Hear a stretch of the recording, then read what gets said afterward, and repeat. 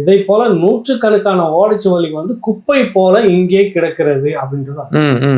நீங்க சொன்ன ஓலைச்சுவடி தாங்க, அதுதான் போட்டோ இருக்கு. ஆமா ஆமா. இந்த ஓலைச்சுவடிய வரலாறு, ராஜராஜ சோழனுடைய இந்த வரலாறு ஓரளவுக்கு தெரியறதுக்கு வாய்ப்பாக இருந்திருக்கும். எங்க களவாடப்பட்டது, யார் வச்சுக்கிட்டாங்க, மறைச்சிட்டீங்களா, அழிச்சிட்டீங்களா, இல்ல எங்கேயாவது திருடி வச்சிருக்கீங்க? இத பத்தி கூடுதலா ஒரே ஒரு தகவல் மட்டும் சொல்றேங்கய்யா. நீங்க குறிப்பிட்ட மாதிரி தேனி தேவாரத்தை சேர்ந்த சித்த மருத்துவர் சுப்புராஜ் கிட்ட தான் இந்த ராஜராஜ சோழனை பற்றிய பரம்பரையா அவருடைய குரு வந்து இவர்கிட்ட கொடுத்துட்டு போனதா தான் மருத்துவர் சுப்புராஜ் சொல்றாரு. 2 ஓலைச்சுவடி கட்டு.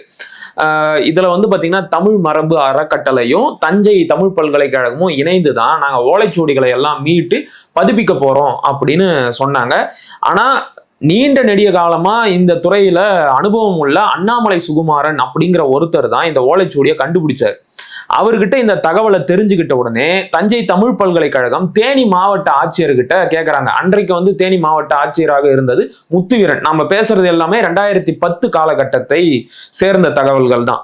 முத்துவீரன்கிட்ட கேட்டு அந்த ஓலைச்சுவடிகளை எல்லாம் கொஞ்சம் வாங்கித்தாங்க அப்படின்னு சொல்றாங்க. முத்துவீரனும் கோட்டாட்சியர்கிட்ட ஆர்டர் போடுறாரு, அவர்கிட்ட போய் வாங்கிட்டு வாங்க அப்படின்னு சொல்லிட்டு.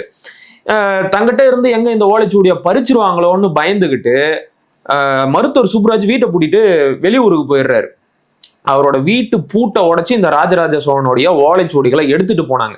ஆனா தினமலர்ல செய்தி எப்படி வந்துச்சு அப்படின்னா, அவரே அரசாங்கத்துக்கிட்ட ஒப்படைச்சாரு அப்படின்னு வந்துச்சு. இதுல பெரிய வேடிக்கை என்ன அப்படின்னா, அன்னைக்கு கோட்டாட்சியர் கூட போனது ஒரு காவல் அதிகாரியும் கூட. அவருடைய பெயர் வந்து ஹபிபுல்லா. அதாவது எஸ்பிசிஐடில இருந்து போனாங்க. அதுக்காக எஸ்பிசிஐடிக்கும் எழுதி கேட்டிருந்தோம், கோட்டாட்சியருக்கும் கேட்டிருந்தோம், கலெக்டரேட்டையும் கேட்டிருந்தோம், தஞ்சை பல்கலைக்கழகத்தையும் கேட்டிருந்தோம். எந்த யாருக்கிட்டையும் இல்லை அப்படின்னு சொல்லி முடிச்சிருக்காங்க. ஆனா இந்த தமிழுக்காக உயிரை விடுற ஐயா மு.க. ஸ்டாலின் அவர்கள் இந்த ராஜராஜ சோழனுடைய ஒரு வாழ்க்கை வரலாறு சம்பந்தப்பட்ட ஓலைச்சுவடி எங்க இருக்குதுன்றதை ஏன் கண்டுபிடிக்காம? உங்க அப்பாவோட ஆட்சி காலத்துலதான் அது வாங்கிட்டு போகப்பட்டிருக்கு. இன்றைக்கு வாங்கிட்டு போனவனை எல்லாம் ஆர்டிஐ போட்டு கேட்டா எனக்கு தெரியாது உனக்கு தெரியாதுன்னு சொல்றான். மொத்தத்துல அந்த ஓலைச்சுவடியை தொலைச்சிட்டாங்க. இதுதான் இவங்க தமிழர் வரலாற்றை பாதுகாக்கிற லட்சணம். இந்த லட்சணத்துல இன்னைக்கு வந்து கீழடியை நாங்க வந்து மீட்க போறோம். சரி, இந்த கீழடியில இவங்க தூக்கி இவ்வளவு பேசுறதுக்கு என்ன காரணம்னு நீங்க நினைக்கிறீங்க? ஒண்ணு இல்லைண்ணே,